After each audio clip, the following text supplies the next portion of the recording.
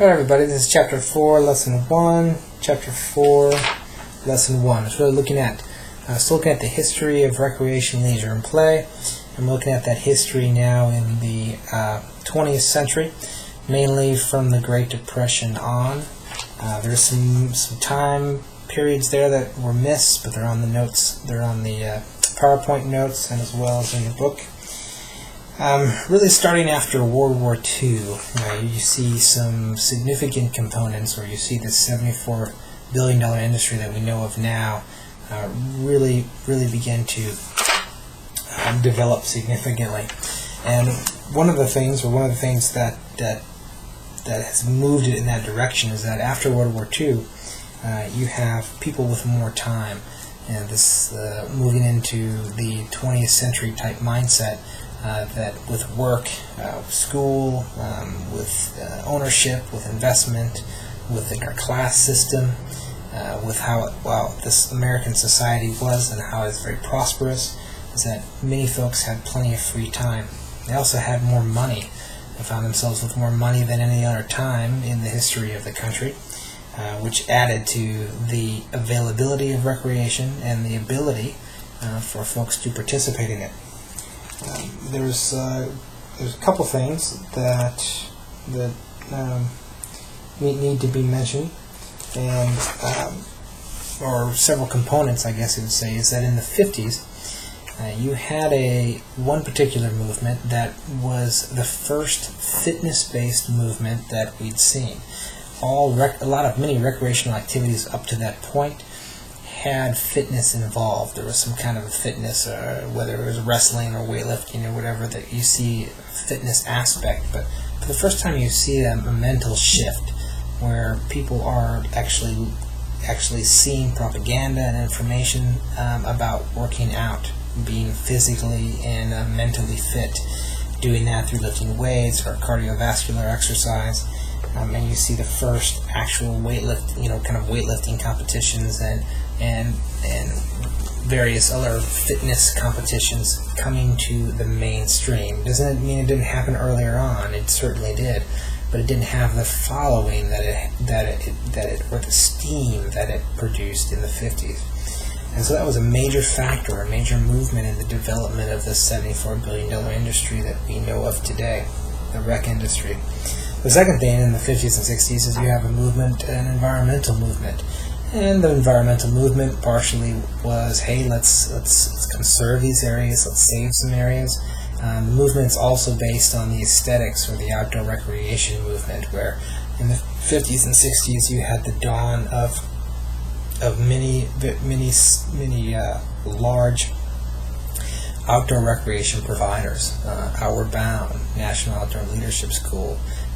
These were companies that were put together that their sole purpose is to provide outdoor recreation experiences to many different types of individuals, and those companies are still around. And so this environmental movement, conservation movement, and outdoor rec movement happened during this time as well, which increased that bottom line for the rec industry. The other thing that we see happening is the meeting age group needs, or the idea of the senior, the senior that retires after working long and hard and needs some things to do. And this is a large group of individuals. Certainly now we see that full fold. If you go to PVCC and you park on the west side, you'll see that there are actually sites or parking spaces designated for seniors only. And it's a very large group, very well-respected group.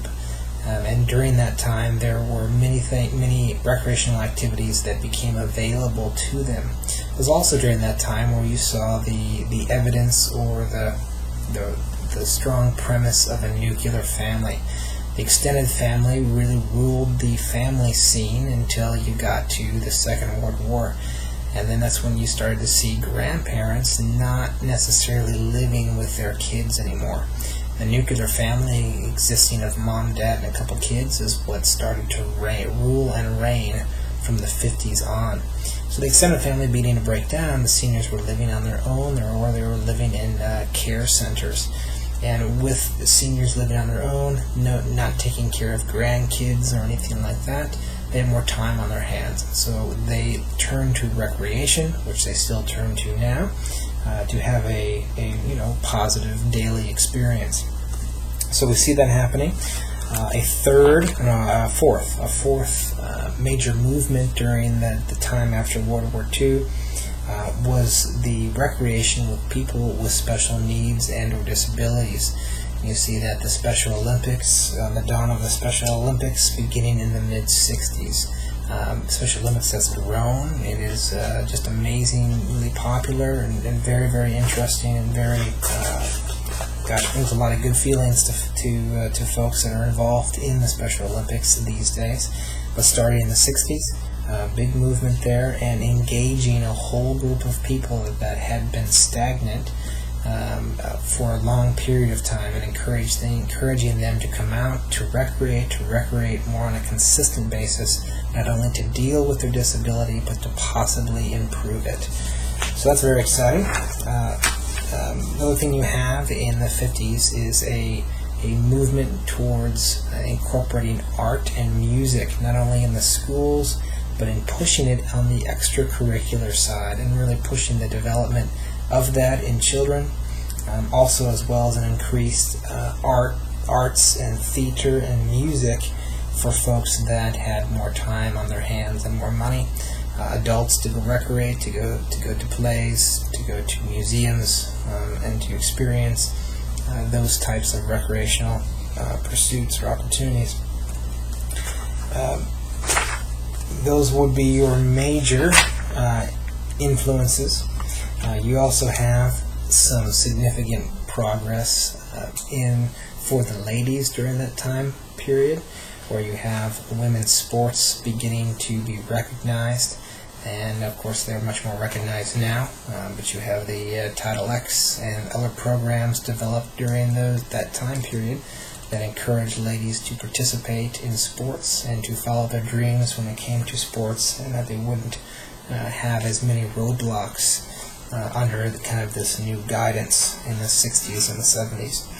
And certainly we've seen the evidence of that program and that mindset that's being taught, working currently nowadays.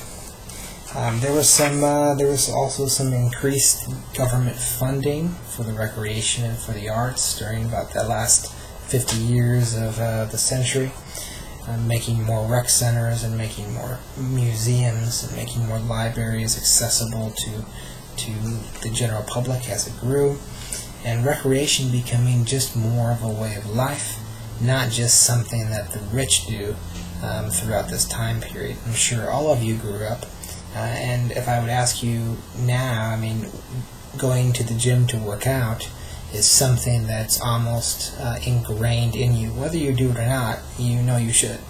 And that's the difference. Whereas somebody that grew up in 1940 had no idea what working out was, and that wasn't a part of one's makeup, one's daily makeup. Okay, whereas now it's ingrained into you, and it's something that's important that you kind of need to do. And I'll just show you the far-reaching influence that the recreation industry has at this point. The other things that you have happening during that time is you've got the commodification of leisure, or the commercialization of leisure, where you have Walt Disney coming up with the Disneyland, and many suitors following that excellent example of making money while having a theme park or a picture show or something recreationally based. And nothing wrong with doing that. So now I'm sure most of you that grew up here visited a water park, or went to the batting cages, or did something that was recreationally based, that wasn't run by a nonprofit. It was run by a for-profit company, making profit off of providing recreational activities for you to participate in. And certainly the video game industry is a classic example of that currently in the last 20 years. Okay, so that the focus on health, the focus on technology, the focus on special needs, focus on seniors, more time, more money, all grows this recreation industry to get it to the place we have it today, $74 billion. And then nextly we'll look at Chapter 5, and we'll start looking at motivation. So now we've got this large, far-reaching rec industry with many, many opportunities, many things to do. You've got travel and tourism, you've got sports and sports management, you've got public and private recreation, you've got commercial-based recreation. There's all these different things that you can do. And so now we'll look at what the motivation is. Why do I do it? Why do I need to do it? And what does it look like?